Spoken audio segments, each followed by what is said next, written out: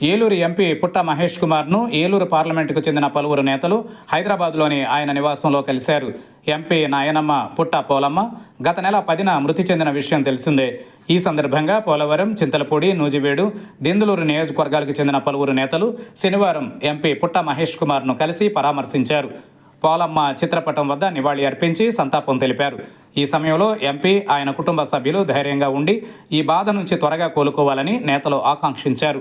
తనను పరామర్శించడానికి వచ్చిన నేతలు, పార్టీ కార్యకర్తలందరినీ పేరు పేరున పలకరించిన ఎంపీ అందరికీ కృతజ్ఞతలు తెలిపారు.